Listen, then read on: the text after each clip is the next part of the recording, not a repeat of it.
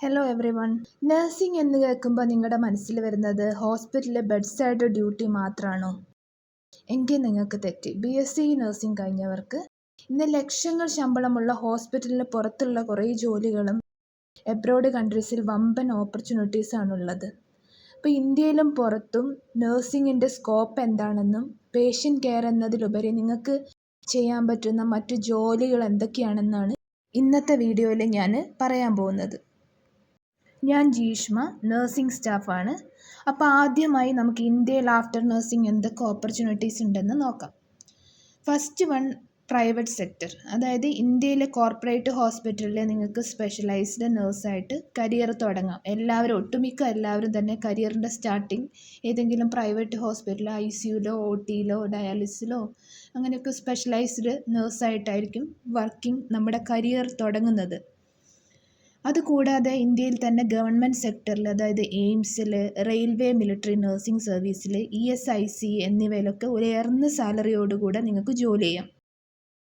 ഈ ജോലിയൊക്കെ കിട്ടണമെങ്കിൽ നിങ്ങൾ അതിൻ്റെ സ്പെഷ്യലൈസ്ഡ് എക്സാമൊക്കെ അറ്റൻഡ് ചെയ്ത് അതിലൊക്കെ നല്ല റാങ്കോട് കൂടി പാസ്സായാൽ മാത്രമേ നിങ്ങൾക്ക് ഈ ജോലിയൊക്കെ കിട്ടുള്ളൂ. ഇത് കൂടാതെ നിങ്ങൾക്ക് കേരള ഗവൺമെൻറ് അണ്ടറിൽ DHS DME എക്സാമൊക്കെ എഴുതി ഗ്രേഡ് 2 സ്റ്റാഫ് നഴ്സായിട്ട് ജോലി ചെയ്യാം. അങ്ങനെ ഒരു സ്കോപ്പ് ഉണ്ട്. അതും നല്ല സാലറിയൊക്കെ ഉള്ള നല്ല ജോലിയാണ്. നല്ല ജോബ് സെക്യൂരിറ്റി ഉള്ളൊരു ജോലിയാണ് ഈ പറഞ്ഞ ഗവൺമെൻറ് സെക്ടറിൽ ഇന്ത്യയിൽ വർക്ക് ചെയ്യുന്ന എല്ലാ ജോബ്സും. പിന്നെ നിങ്ങൾ നഴ്സിംഗ് കംപ്ലീറ്റ് ചെയ്ത് എല്ലാവർക്കും ബെഡ് സൈഡ് ഡ്യൂട്ടി താല്പര്യം ഉണ്ടാവില്ല. അവർക്ക് ചൂസ് ചെയ്യാൻ മികച്ച ചില മേഖലകൾ നോക്കാം. അപ്പോൾ ഫസ്റ്റ് വൺ, നഴ്സിംഗ് എഡ്യൂക്കേറ്റർ അല്ലെങ്കിൽ ലെക്ചറായിട്ട് നിങ്ങൾ നഴ്സിംഗ് കോളേജിൽ ടീച്ചിങ് പ്രൊഫഷനിലേക്ക് വർക്ക് ചെയ്യാം. അതായത് നിങ്ങൾക്ക് MSc നഴ്സിംഗ് കഴിഞ്ഞവർക്ക് കൂടുതൽ സ്കോപ്പ് ഉണ്ടാവും. പക്ഷേ BSc നഴ്സിംഗ് കഴിഞ്ഞവർക്കും ഈ ജനറൽ നഴ്സിംഗ് പഠിക്കുന്ന കുട്ടികളെയൊക്കെ പഠിപ്പിക്കാൻ പറ്റും. പിന്നെ MSc നഴ്സിംഗ് കഴിഞ്ഞവർക്ക് കേരള ഗവൺമെൻറ്റിൻ്റെ അണ്ടറിൽ assistant nursing professor exam attend ചെയ്ത് നല്ല റാങ്കോട് കൂടി പാസ്സായാൽ ആ ജോലിയിൽ പ്രവേശിക്കാൻ പറ്റാവുന്നതാണ്.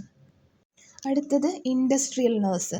വലിയ കമ്പനികളിലും ഫാക്ടറികളിലൊക്കെ ജീവനക്കാരുടെ ഹെൽത്ത് നോക്കാൻ നഴ്സ് ആവശ്യമുണ്ട്. അപ്പോൾ ഗൾഫ് കൺട്രീസിലൊക്കെ നല്ല സാലറി ഉള്ളൊരു ജോബാണ് ഇൻഡസ്ട്രിയൽ നഴ്സ്. ഈ മേഖലയിൽ മെയിൽ നഴ്സുമാർക്കാണ് കൂടുതൽ അവസരമുള്ളത്. ഫീമെയിൽ നഴ്സസിന് എടുക്കുന്ന കമ്പനീസും ഉണ്ട്, പക്ഷേ മെയിൽ നഴ്സുമാർക്കാണ് കൂടുതൽ ചാൻസ് ഉള്ളത്. പിന്നെ ക്ലിനിക്കൽ റിസർച്ച്, അതായത് ക്ലിനിക്കൽ ട്രയൽസൊക്കെ ചെയ്യുന്ന റിസർച്ച് നഴ്സായിട്ട് വർക്ക് ചെയ്യാം. പിന്നെ infection control nurse, quality control nurse, ഇതൊക്കെ ഹോസ്പിറ്റൽ അഡ്മിനിസ്ട്രേഷൻ ഡിപ്പാർട്ട്മെൻറ്റിലുള്ള ജോബാണ്. അപ്പോൾ ഇതിനൊക്കെ നമ്മൾ BSc നഴ്സിംഗ് കഴിഞ്ഞതിന് ശേഷം നമുക്ക് സ്പെഷ്യലൈസ്ഡ് കോഴ്സ് ചെയ്യാം. പിന്നെ ജനറൽ നഴ്സിംഗ് കഴിഞ്ഞവർക്ക് 2 year post basic nursing course ചെയ്താൽ അവർക്ക് BSc നഴ്സിംഗിൻ്റെ സെയിം ഡിഗ്രി തന്നെയാവും കേട്ടോ. അത് ഓൾറെഡി നിങ്ങൾക്ക് അറിയായിരിക്കും. പിന്നെ മെഡിക്കൽ കോഡിങ്, ഇൻഷുറൻസ് ജോബൊക്കെ നിങ്ങൾക്ക് ചെയ്യാൻ പറ്റും.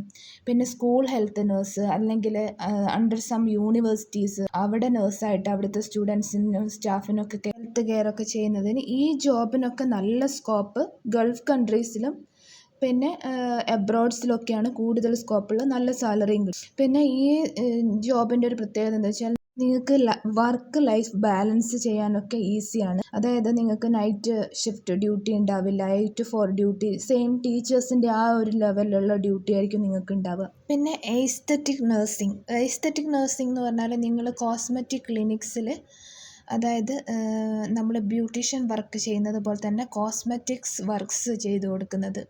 അതിൽ നിങ്ങൾക്ക് പിന്നെ ലേസർ, ഡെർമറ്റോളജി അങ്ങനത്തെ പല അഡ്വാൻസ്ഡ് ആയിട്ടുള്ള ടെക്നോളജീസ് യൂസ് ചെയ്തിട്ട് വർക്ക് ചെയ്യാൻ പറ്റും.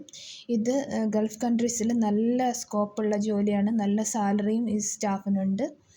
യൂഷ്വലി നമ്മൾ നഴ്സിംഗ് ഒക്കെ കഴിഞ്ഞിട്ട് ഈ ഒരു ഡിപ്പാർട്ട്മെൻറ്റിൽ വർക്ക് ചെയ്യുമ്പോൾ അവർ നമുക്ക് അവിടുത്തെ സ്പെഷ്യൽ ഒരു ക്ലാസ്സൊക്കെ എടുത്ത് തന്നിട്ട് ഓട്ടോമാറ്റിക്കലി അതിനായിട്ട് സെപ്പറേറ്റ് കോഴ്സിനൊന്നും പോകാതെ തന്നെ പൊതുവേ എല്ലാവരും ഇങ്ങനെ വർക്ക് ചെയ്യാറുണ്ട്. പിന്നെ ഹോം കെയർ നഴ്സിങ്ങിനൊക്കെ എബ്രോഡൊക്കെ സ്കോപ്പ് നാട്ടിലേക്കാൾ കൂടുതലും നല്ല സാലറി ഉള്ള ജോബാണ്. പിന്നെ ഈ ന്യൂസിലാൻഡിനൊക്കെ OET എക്സാമൊക്കെ എഴുതാതെ അവർക്ക് ഡയറക്റ്റ് ഇങ്ങനെ പോകാനൊക്കെ വേണ്ടിയിട്ട് കൂടുതൽ പേര് ഹോം കെയർ ജോബൊക്കെ സെലക്ട് ചെയ്തതായിട്ട് കാണാറുണ്ട്. അപ്പോൾ പുറത്തേക്കൊക്കെ ആഫ്റ്റർ നഴ്സിംഗ് നിങ്ങൾക്ക് ഞാൻ ഈ നേരത്തെ പറഞ്ഞ ഏത് ജോലി നിങ്ങൾക്ക് ചെയ്യണമെങ്കിലും അവിടുത്തെ ലൈസൻസ് എക്സാം ഓൾറെഡി നിങ്ങൾ പാസ്സായിട്ടുണ്ടാവണം. അപ്പോൾ ഗൾഫ് കൺട്രീസിലൊക്കെ ആണെങ്കിൽ ഒമാൻ, ഖത്തറൊക്കെ പ്രോമെട്രിക്, കുവൈറ്റൊക്കെ പ്രോമെട്രിക് എക്സാമാണ് എഴുതേണ്ടത്. സൗദി പ്രോമെട്രിക് ആണ്. UAE ഒക്കെ അവിടെ DHA ഹാർഡ് എക്സാം ഉണ്ട്. അതിൻ്റെ അങ്ങനെയൊക്കെയാണ് അവിടുത്തെ എക്സാംസ് കണ്ടക്ട് ചെയ്യുന്നത്. പിന്നെ യൂറോപ്യൻ കൺട്രീസിലൊക്കെ മോസ്റ്റ്ലി OET എക്സാംസ് ഒക്കെയാണ് കണ്ടക്ട് ചെയ്യുന്നത്. പിന്നെ ജർമ്മൻ ലാംഗ്വേജ് ആണ് അവർ നോക്കുന്നത്. അങ്ങനെ ഓരോ കൺട്രീസിനും അതിൻ്റെതായ സ്പെസിഫിക് എക്സാം എഴുതി അറ്റൻഡ് ചെയ്തിട്ടേ നിങ്ങൾക്ക് അവിടെ ജോലി ചെയ്യാനുള്ള ലൈസൻസ് കിട്ടുകയുള്ളൂ. അതിനെക്കുറിച്ച് ഡീറ്റെയിൽ ആയിട്ട് പിന്നെ ഞാൻ വീഡിയോ ഇടുന്നതായിരിക്കും. അപ്പോൾ ഈ വീഡിയോ നിങ്ങൾക്ക് ഹെൽപ്ഫുൾ ആയിട്ടുണ്ടെങ്കിൽ നിങ്ങൾ തീർച്ചയായും എൻ്റെ ചാനൽ സബ്സ്ക്രൈബ് ചെയ്ത് ലൈക്ക് ചെയ്ത് ഷെയർ ചെയ്യണം. നിങ്ങളുടെ സപ്പോർട്ട് ഉണ്ടെങ്കിൽ മാത്രമേ എനിക്ക് പുതിയ ഇൻഫോർമേഷനുമായിട്ട് നിങ്ങളുടെ അടുത്ത് വരാൻ പറ്റുള്ളൂ. അപ്പോൾ ഓൾറെഡി ഞാൻ കുറേ വീഡിയോസ് ഇട്ടിട്ടുണ്ട്. നിങ്ങൾക്ക് അതെൻ്റെ ചാനലിൽ വാച്ച് ചെയ്യാവുന്നതാണ്. നഴ്സസിന് ഹെൽപ്ഫുൾ ആയിട്ടുള്ളതാണ്. അപ്പോൾ താങ്ക് യു ഫോർ വാച്ചിങ്.